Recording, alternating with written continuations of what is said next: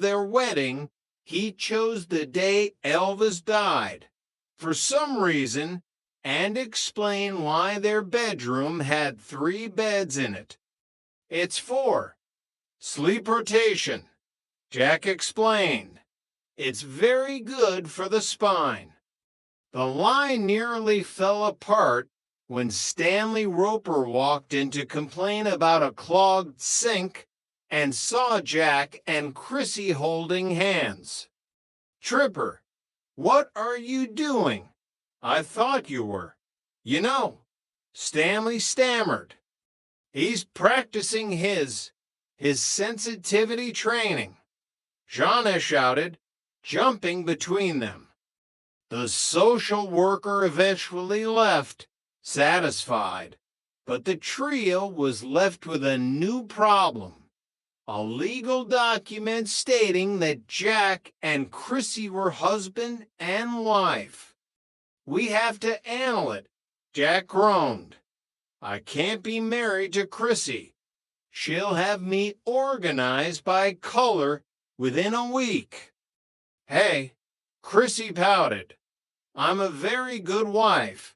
I even made you a wedding sandwich." "Is it Jimmy themed?" Jack asked, looking at the peanut butter and marshmallow mess. "Naturally." Chapter 26, The Legacy of Apartment 201. As the sun began to set on their first full year together, the trio found themselves sitting on the balcony once more. The Santa Monica Pier was lit up in the distance, a kaleidoscope of neon against the dark velvet of the ocean. They were different people than the ones who had first knocked on that door. Jack was a certified chef mostly. Jeanne was a rising star in the floral world.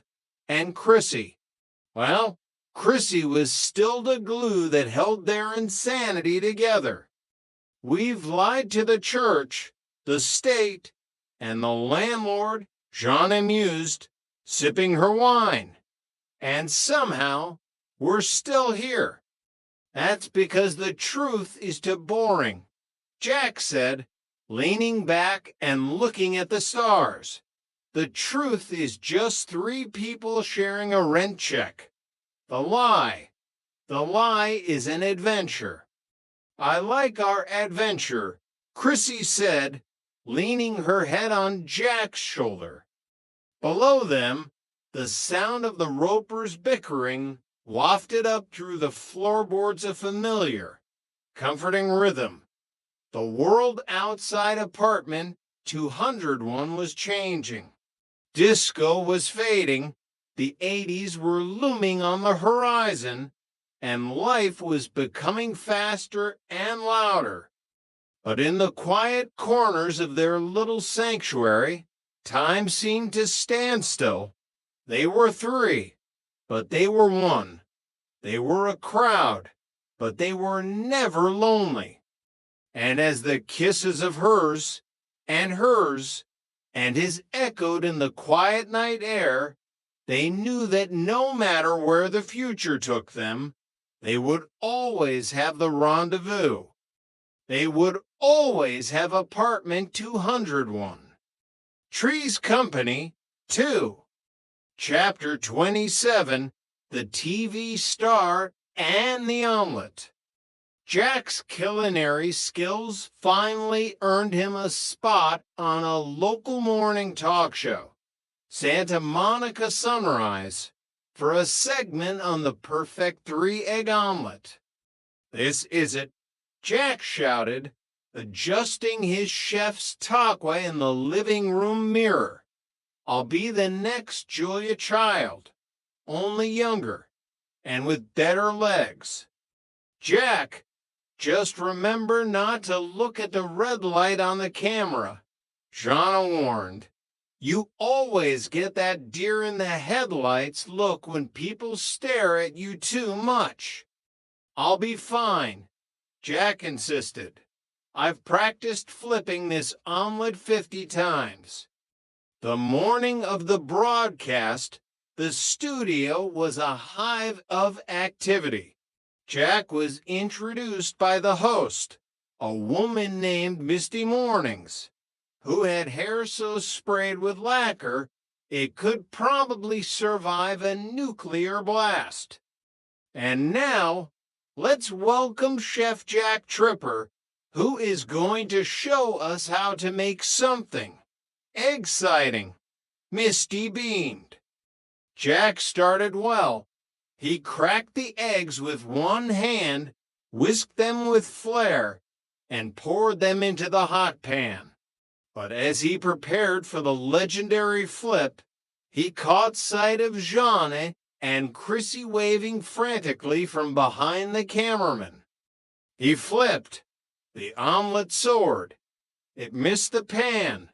It landed squarely on Misty Morning's lacquered hair, where it stuck like a yellow, steaming fascinator. "Oh, my God," Misty whispered, her eyes wide with shock. The camera stayed on them. Jack, realizing he was still on live television, didn't panic. He grabbed a parsley sprig from the garnished tray and delicately tucked it into the omelet on Misty's head. "And that," Jack said, looking directly into the lens, "is how we create the breakfast bonnet. It's the latest trend in functional fashion." The studio audience erupted in laughter. Misty, showing she was a pro, laughed too. Jack didn't become a TV star that day, but he did get a coupon for a free haircut from Misty's salon and a permanent ban from the studio kitchen. Chapter 28. The Return of the Old Flame. The doorbell of apartment 201 rang at 10 p.m. on a Friday. Standing there was a woman in a trench coat, holding a suitcase and looking like a character from a film noir.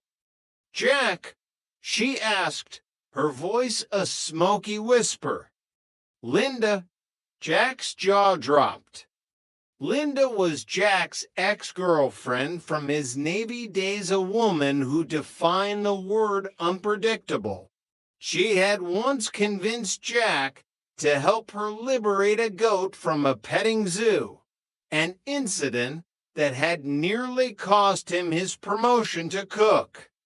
"I need a place to stay," Linda said, pushing past him. "The circus. Well, the circus is in town, and I'm between acts." "Acts? What acts?" Jeanne asked, emerging from her room. "I'm a fire swallower," Linda said, sitting on the couch and lighting a cigarette with a flick of her wrist. "But I'm currently looking for something with less heartburn." For 3 days, the apartment was transformed into a carnival. There were juggling clubs on the coffee table, a unicycle in the hallway, and the constant smell of kerosene. Linda was charming, loud, and completely oblivious to the fact that she was living with 2 other women. "So, Jack," Linda said at dinner, leaning in close, "how's the condition? Does the landlord still think you're a friend of Dorothy?" "SHHH," Jack hissed, looking at the door. He could be anywhere. The crisis came when Stanley Roper walked in to investigate a report of smoke from the hallway. He found Linda practicing her fire-breathing technique in the middle of the living room. "Fire! Fire in 201! Tripper, I knew you'd burn this place down eventually," Stanley yelled, grabbing a seltzer bottle from the counter and spraying Linda. "Hey, that's my lunch," Linda yelled, dripping with carbonated water.